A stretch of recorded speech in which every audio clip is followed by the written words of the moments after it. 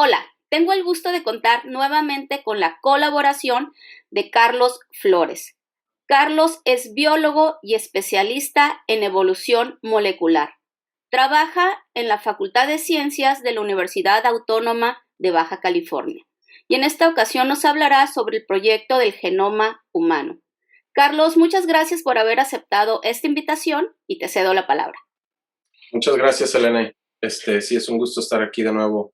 Hoy les voy a platicar un poquito sobre lo que fue un antes y un después en biología, que sin exagerar realmente vino a revolucionar lo que es la biología actual, que fue un conjunto internacional, un esfuerzo internacional, una colaboración internacional, que originalmente se estimó que iba a tardar 15 años en lograr esta meta tan grande que es determinar la secuencia completa de todos los cromosomas del humano, ¿no? Entonces, obviamente, fue un proyecto bastante complejo y entonces les voy a dar un poquito de contexto y para que entiendan todos la relevancia, no solo de cómo se logró secuenciar, las implicaciones que tuvo y ahora sí que todos los frutos que estamos viendo hoy en día gracias a ese proyecto. ¿Ok? Entonces, bueno, ahí está mi correo si en caso me quieran contactar con alguna pregunta o lo que sea. Entonces, bueno, ahí estoy poniendo, por ejemplo, una imagen en medio de lo que vemos un montón de letritas, ¿no? Lo que vienen a representar las bases nitrogenadas que forman parte de lo que es la molécula de la vida, ¿no? Lo que es el ADN, que sabemos que están conformadas por 4 diferentes bases nitrogenadas, que son la adenina, timina, citosina y guanina. Y el chiste es, bueno, tienes el genoma humano está compuesto de aproximadamente 3.200 millones de estas bases nitrogenadas, ¿no? Y eso es nada más las instrucciones que heredamos de uno de nuestros padres. Si la mayoría de nuestras células tiene la información de ambos padres, entonces tendríamos eso por 2, ¿no? O sea, 6.400 millones de estas letras, por así decirlo, ¿no? Que vienen y codifican lo que es ser un humano. ¿Okay? Entonces, para comenzar, nos tenemos que remontar un poco a los 70s. Entre 1975 y 1977, dos grupos de investigación de forma independiente lograron determinar una metodología para la cual se podría determinar la secuencia de ácidos nucleicos. ¿Qué quiere decir determinar la secuencia? Es decir, la posición en que se encuentran estas bases nitrogenadas, ¿no? Una secuencia muy sencilla sería A, T, G, C, ¿no? En donde la primera posición es una A, ¿no? Por una adenina, una T por una timina, una G por guanina y una C por la citosina, ¿no? Entonces eso es determinar la secuencia. En 1975, Frederick Sanger, inglés bioquímico, propuso un método, ¿sí? Propuso un método que no era fácil de hacer, pero se podía determinar la secuencia de ácidos nucleicos. Incluso 2 años después, publica un método, una mejoría a esa metodología. Es esta, aquí abajo pueden ver, ayer en la noche busqué el artículo original, como pueden verla aquí, si se enfocan, tiene a la fecha de ayer, tenía 84.716 citas en Google Académico. Cuando también en 1977, otro conjunto, bueno, dos investigadores, Alan Maxam y Walter Gilbert, aquí en la foto vemos a Walter Gilbert, perdón, producen o publican otro método. ¿Okay? Y de hecho, originalmente en los 70s, a finales de los 70s, el método de Maxam y Gilbert fue el que se volvió más de moda, fue el que la gente empezó a usar más. Sin embargo, después hubo unas mejorías en la técnica que había propuesto Frederick Sanger, y esta fue la técnica que a final de cuentas se utilizó para secuenciar el genoma humano. Cabe mencionar, nada más, a Walter Gilbert y a Frederick Sanger les dan el premio Nobel de Química. No recuerdo exactamente el año, en los 80s, pero nada más, pues es impresionante. Frederick Sanger es de las pocas personas que ha ganado 2 premios Nobel, el único en ganarlo 2 veces en química. Él ya le habían dado creo que en los 50s un premio Nobel por trabajar en descifrar la estructura de proteínas, sobre todo con la insulina. Entonces fue galardonado con un segundo premio Nobel de Química. Y bueno, ok, entonces no me voy a meter mucho a los detalles, pero la técnica que se utilizó para secuenciar el genoma humano, que fue lo que llamamos secuenciación Sanger, consistió en el uso de ahora sí que modificar cómo se replica el ADN, engañando a nuestras células en usar un análogo de lo que es un nucleótido. El nucleótido es como un bloque de lo que se requiere para formar una nueva hebra de ADN. Entonces digo, no me voy a meter en los detalles, pero esta es más o menos la base detrás de la secuenciación Sanger, en donde engañas al proceso de copiar ADN, se empieza a truncar el proceso y entonces uno después determina exactamente dónde se truncó el proceso al utilizar estos análogos de nucleótidos que tienen una modificación que originalmente se determinaba con radiografía, pero hoy en día ya se mejoró esa técnica y se le pone un químico que emite luz, ¿sí? Un fluoróforo, cuando es excitado con un haz de luz específico, ¿no? Y aquí está un poco detallado esa técnica, ¿no? Que tienes a su izquierda, ven aquí una hebra de ADN, tiene una mezcla de los nucleótidos normales, pero también estos que salen de colorcito, ¿no? Que son estos que tienen esta modificación que va a causar que se termine la síntesis antes de que debería de terminar de correrse la replicación. Y te digo, no me meto muchos detalles, pero eventualmente uno determina la secuencia, como vemos acá al final. Sí, al final vemos una secuencia que dice GACT, GAA, etcétera, ¿no?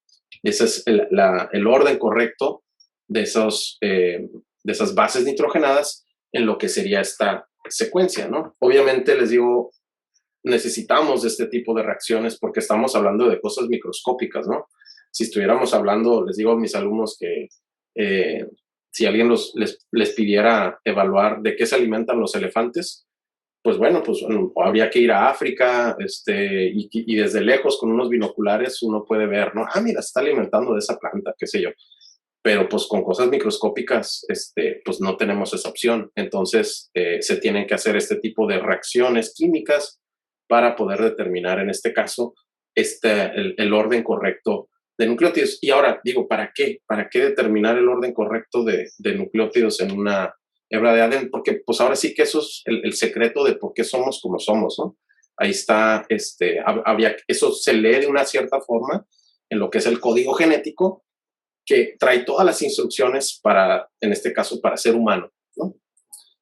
Bueno, entonces ya me brinco un poquito aquí. Fíjense, esto es, y bueno, interesantemente también Frederick Sanger, como aquí vemos que es el primer autor de ese artículo, en el mismo año cuando publica su segunda modificación a esta técnica de secuenciar ADN, él mismo publica el primer genoma, por así decirlo. ¿Qué significa genoma?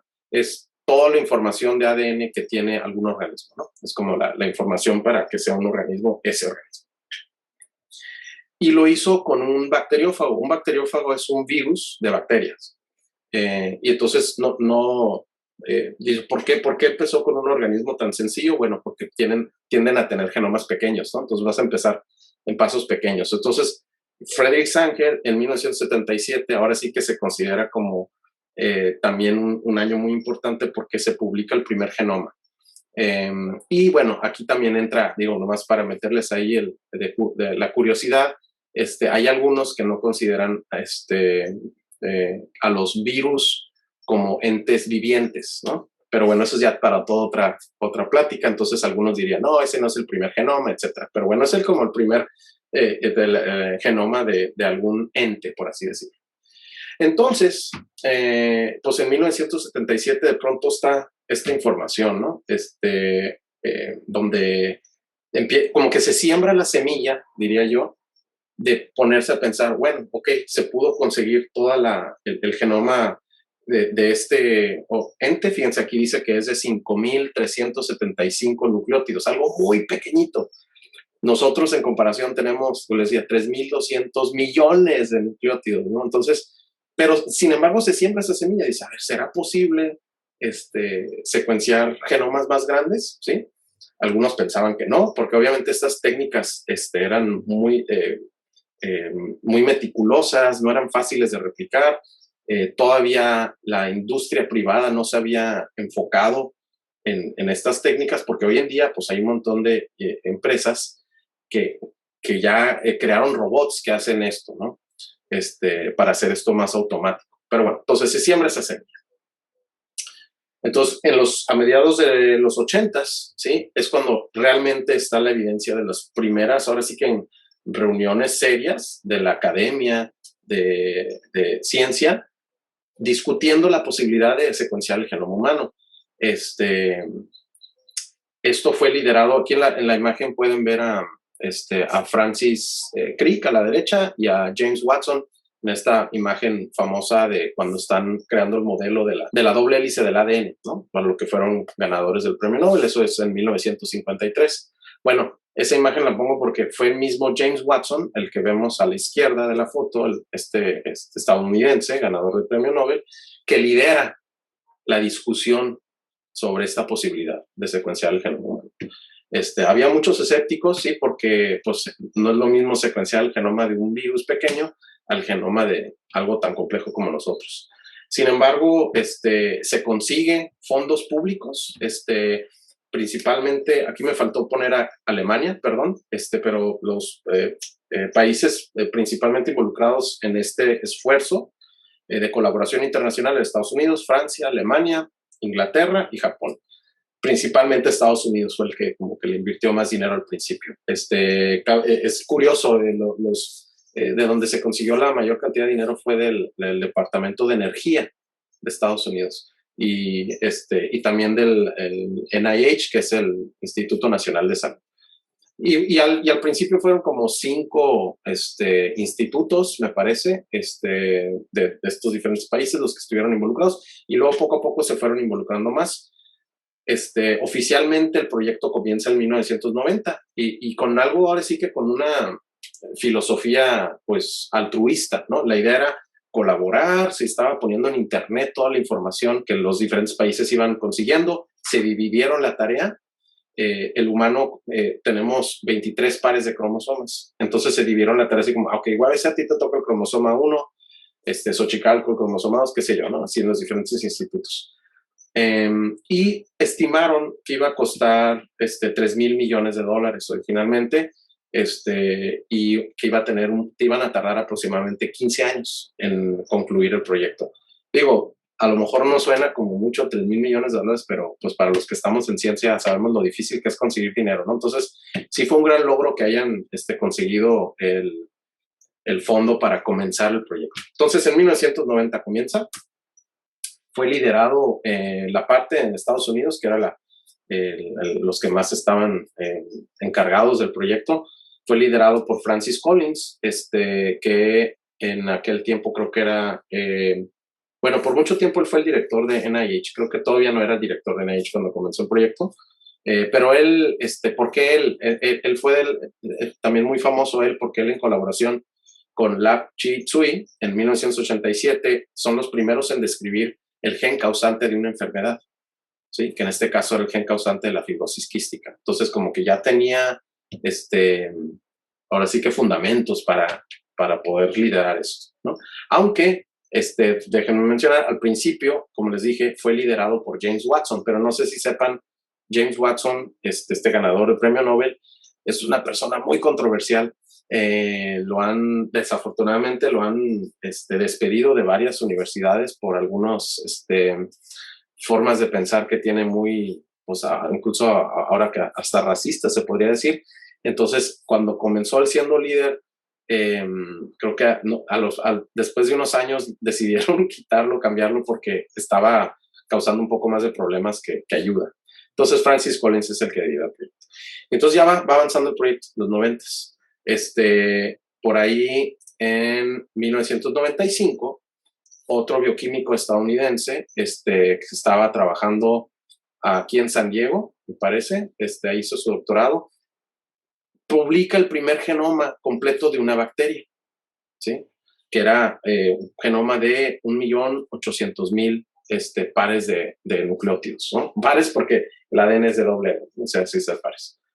Entonces, y acabé de señalar, este es Craig Venter, se llama científico, Craig Venter, con una técnica diferente a la que estaban usando el genoma humano, ¿sí? Una técnica más sencilla, más rápida, que se llama shotgun, que es como que significa como escopeta, ¿no? Que básicamente consiste en romper en chorro mil pedacitos tu genoma completo y después enriquecer cada pedazo y hacer el rompecabezas completo.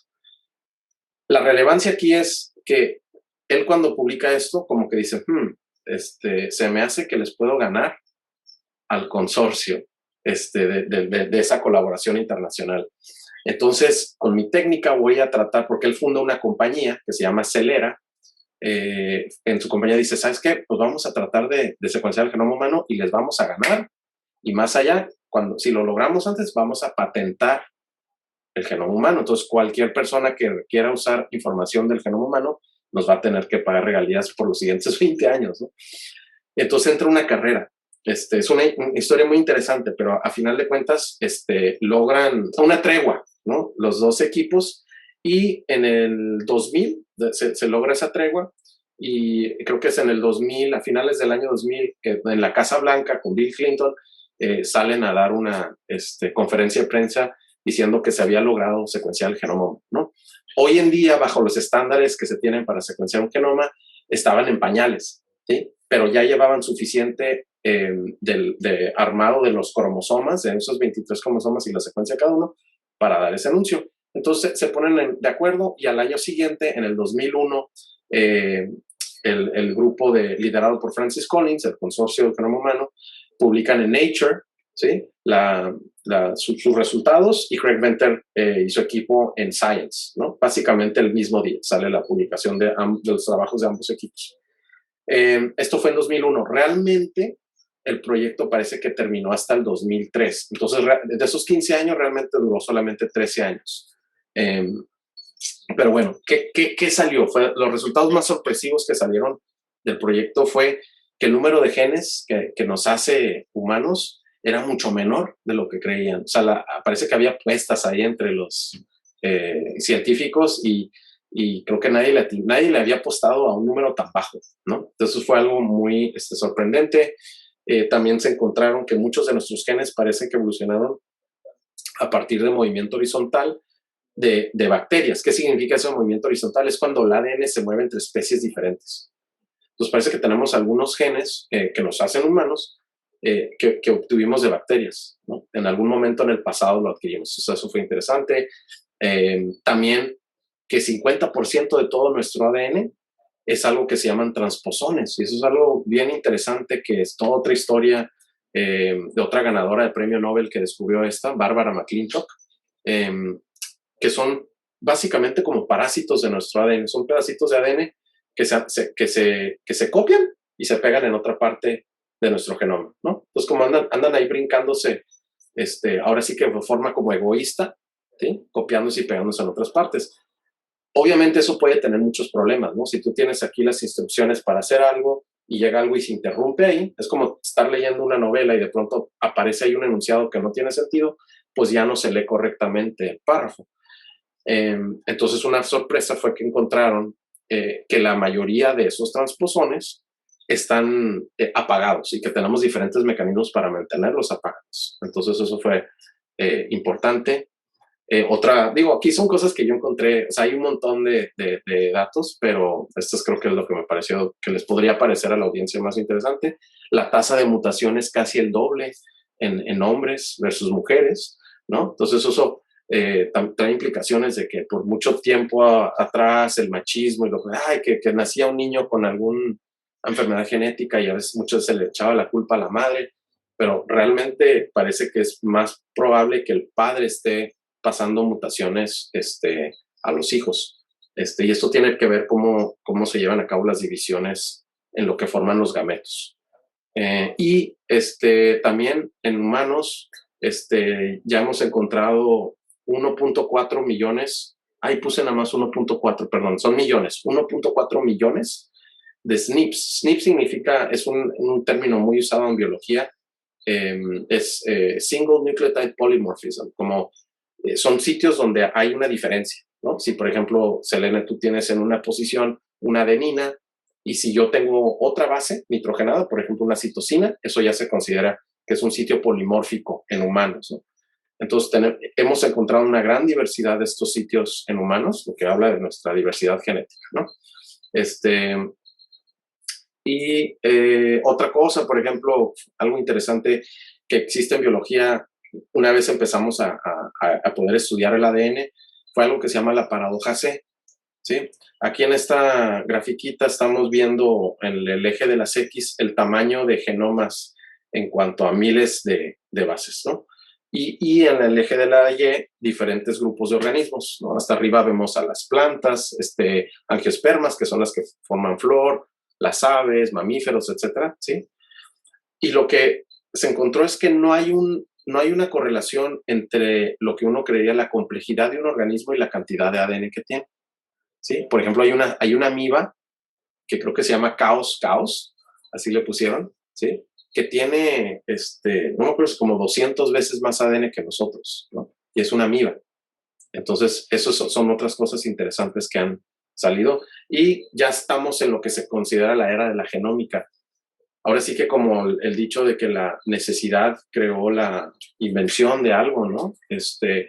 La, la tecnología de la secuenciación, de haber secuenciado un genoma humano, por ejemplo, ahora sí que la industria privada tuvo un gran interés en esto por todas el potencial que tiene esto, ¿no? De crear la medicina personalizada, etcétera. Entonces, fíjense, aquí estamos viendo en el 2001, por ejemplo, cuando salió el genoma humano, en el eje de las X vemos el tiempo, y en el eje de las Y es el costo en dólares que costaba secuenciar 1 millón de bases nitrogenadas. Entonces, en el 2001 costaba $10,000, ¿sí? Secuenciar 1 millón de bases nitrogenadas. Y hoy en día está, ¿a cuánto está? Ahí es $0.01. Haber secuenciado el genoma humano creó esta oportunidad y ahora ya no es ciencia ficción, ahora cuesta menos de $1,000 secuenciar nuestro propio genoma, ¿okay? Cuando originalmente costó 3,000 millones de dólares, ¿no? Y entonces ya nomás para concluir, como que a dónde estamos ahora, 20 años después, ¿no? De que se haya secuenciado el genoma humano, pues estamos en el proceso de descubrir las causas de enfermedades complejas, por ejemplo, cáncer, autismo, etcétera, ¿sí? Que no es tan fácil como decir, este tipo de cáncer es porque aparece esta mutación. A veces es un conjunto de diferentes mutaciones en diferentes genes y también el efecto del ambiente, ¿sí? Eso no lo he mencionado, pero obviamente cómo se ve un organismo no solamente es el ADN, ¿no? Es también el ambiente, es esa interacción entre los dos. Tenemos mucho mayor conocimiento de nuestro funcionamiento porque pues ya hemos ido descifrando qué hace cada gen, ¿sí? De esos 23,000 aproximadamente que tenemos. También esto de desarrollo de nuevas tecnologías de secuenciación que han dado lugar a esta revolución, ¿sí? Estamos en el proceso de la medicina personalizada. Estaba leyendo un artículo ayer que hablaba justo de esto, que decía que justo cuando se estaba tratando de conseguir el dinero, o sea, en los 80s, ¿no? Y para este proyecto, pues que algunos de los escépticos, o bueno, los que prometían, no, es que cuando tengamos el genoma humano, vamos a encontrar la cura de todas las enfermedades genéticas, y decía que no es que eso no se haya cumplido, sino que muchas de esas cosas toman tiempo, ¿no? Decía que tomaba, él a lo que era la perspectiva de un investigador que trabajó en el proyecto de secuenciación del genoma humano, que decía que él veía como un promedio de 25 a 30 años de cuando se descubre eso, ¿no? Con la secuencia a tener una medicina y eso, ¿no? Entonces, estamos en ese proceso. También no sé si la audiencia ha oído hablar de esto que se llama el CRISPR-Cas9, que es una técnica muy interesante, que de hecho en el 2020 le dan el premio Nobel a no sé si son biólogas o bioquímicas, pero a dos científicas, una americana y una francesa, Jennifer Doudna y Emmanuelle Charpentier, por el desarrollo de esta técnica, que lo que nos permite es cambiar, por ejemplo, si sabemos que una adenina o una base nitrogenada en una cierta posición en este mar de 3.200 millones de nucleótidos causa una enfermedad, que tengamos capacidad de ir así como con un neurocirujano y quitarlo y cambiarlo, ¿no? Entonces eso nos abre también ahorita un montón de oportunidades. Ahora sí que para de una sola visión sería corregir enfermedades genéticas, ¿no? Pero eso abre la puerta para un montón de otras cosas. Y otra también es pues que abrió una nueva era, ¿no? Al menos la disciplina de bioinformática, pues obviamente se vio con la necesidad de existir, porque de pronto ahora estamos hablando de unas cantidades de datos que no estábamos acostumbrados los biólogos a estar trabajando con ellos, ¿no? Entonces, esto y mucho más, pero bueno, creo que esas son algunas de los frutos, ¿no? Que creo que son de los más relevantes que se dieron y que este proyecto derivó en, ¿no? O sea, en la apertura de todas estas oportunidades. Pues muchas gracias, Carlos, por esta plática tan interesante. Y cuando en criminalística se dice que se hacen pruebas de ADN y que una en, no sé, más de 1 millón es la probabilidad de que dos personas coincidan y que si coinciden son parientes, ¿no? Es consecuencia de la secuenciación del genoma. Sí, sí, definitivamente, porque hoy en día, por ejemplo, no sé exactamente qué marcadores usen para determinar, para poder identificar una persona. Antes se usaban unas regiones que se llamaban microsatélites, donde no necesariamente se secuenciaban, pero son regiones que varían mucho de persona a persona, entonces que terminan siendo una huella digital, ¿no? Ahora sí que diría imposible que dos personas, las únicas personas que pudieran tener exactamente el mismo patrón, ni siquiera son hermanos directos, serían gemelos, ¿no? Los gemelos idénticos que realmente es porque era un óvulo, un espermatozoide, o sea, una sola persona que al principio de las divisiones celulares se hicieron dos, y por eso esas personas son genéticamente idénticas, pero de ahí en fuera es casi imposible encontrar dos personas que tengan esa misma huella genética, ¿no? Como digital. ¿Y por qué es gracias al genoma humano? Porque pues ya sabemos, o sea, ahora podemos comparar los genomas y decir, mira, estas zonas varían mucho entre un individuo a otro, entonces enfoquémonos ahí, ¿no? Hay otras regiones que son idénticas, que incluso si las comparamos con otras especies, son idénticas porque a lo mejor codifican una proteína muy conservada, que si cae una mutación ahí, la proteína no funciona y ese individuo no sobrevive. Entonces eso se llama que está bajo selección negativa, que está muy, muy conservado y no puede cambiar. Entonces, sí, derivado del proyecto del genoma humano, nos ha permitido escoger, o sea, ver, mira, estas son las zonas que realmente se pueden utilizar para hacer identificación y usarlo en la ciencia forense, por ejemplo, ¿no?